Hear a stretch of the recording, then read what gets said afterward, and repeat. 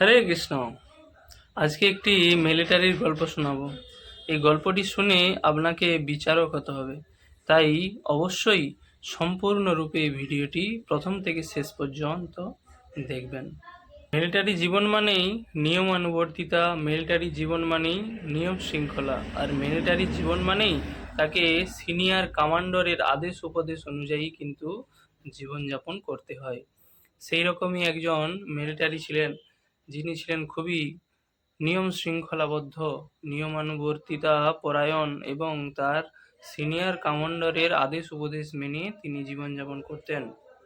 বর্ডারে যুদ্ধ চলাকালীন একসময় ওই বীর সৈনিক এত দুর্ধর্ষ এবং বীভৎসভাবে যুদ্ধ করেছিলেন যে উনি একাই প্রায় 500 জন বিরোধী দলের সৈনিককে হত্যা করেছিলেন, এবং সরকার থেকে উনি অনেক সম্মান, অনেক প্রতিভা, অনেক উপাধি এবং অনেক মেডেল লাভ করেছিলেন।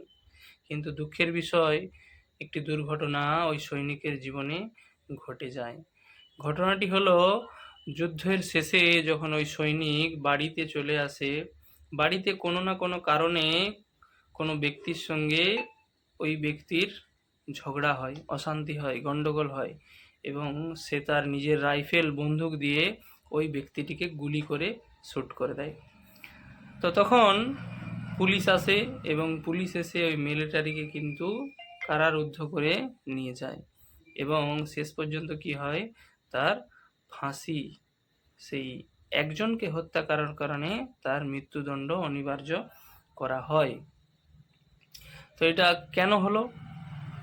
সে বর্ডারে 500 জন সৈনিককে হত্যা করে সে মেডেল পেয়েছিল, কিন্তু এখানে বাড়িতে মাত্র একজনকে হত্যা করার ফলে তার মৃত্যুদণ্ড তাকে পেতে হলো। এটা কেন? না, সে যখন বর্ডারে যুদ্ধ করছিল তখন সে কমান্ডারের আদেশে দেশ রক্ষা করার জন্য 500 জন সৈনিককে হত্যা করেছিল। তাই সে সম্মান পেয়েছিল, উপাধি পেয়েছিল, মেডেল পেয়েছিল, কত কিছুই না পেয়েছিল। কিন্তু এই বাড়িতে যাকে হত্যা করেছে সেখানে কিন্তু কারো আদেশ উপদেশ কিন্তু পায়নি। সে নিজের ইচ্ছায়, স্ব ইচ্ছায় কিন্তু হত্যা করেছে। সেখানে 500 জন হত্যা করেছিল, মেডেল পেয়েছিল, কিন্তু এখানে একজন হত্যা করাতেই কিন্তু মেডেল পেয়েছে কি? মৃত্যুদণ্ড। একটাই কারণ, কারো নির্দেশ ছিল, এখানে নিজের ইচ্ছায় করেছে।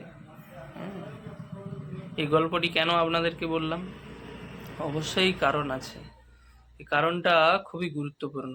অনেকেই বলে যে এই যে যারা নিরামিষ খায়, আমরা ভক্তরা বিশেষ করে আমরা নিরামিষ খাই। নিরামিষ, জগদীশচন্দ্র বসু আবিষ্কার করেছেন যে গাছের মধ্যে প্রাণ আছে। কিছু কিছু বুদ্ধিমান চালাক ব্যক্তি বলেন যে একটা মাছ এবং একটা মুরগি, একটা ছাগলের মধ্যে প্রাণ আছে, গাছের মধ্যেও তো প্রাণ আছে, তাহলে তোমরাও তো হত্যা করে খাচ্ছ। কিন্তু এইখানে এই গল্পটা, এই সত্য বাস্তব কথাটা কাজ করবে।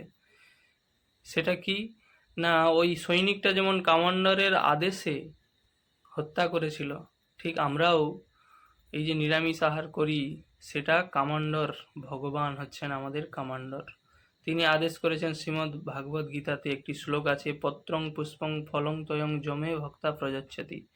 পত্র, পুষ্প, জল, ফল, এই চারটা জিনিস যে ভগবানকে অর্পণ করে তারপরে প্রসাদ হিসাবে গ্রহণ করে, এটা ঠিক কমান্ডারের আদেশের মতোই, তাই তাকে পাপ গ্রহণ করতে হয় না। তো যারা এটা জানেন না, এই গল্পটা তাদের জন্য আমি বললাম। আপনারা এটা থেকে বোঝার চেষ্টা করুন যে যেটা কমান্ডারের আদেশ আছে সেটাই মেডেল, আর যেটা কমান্ডারের আদেশ নেই সেটা কিন্তু এই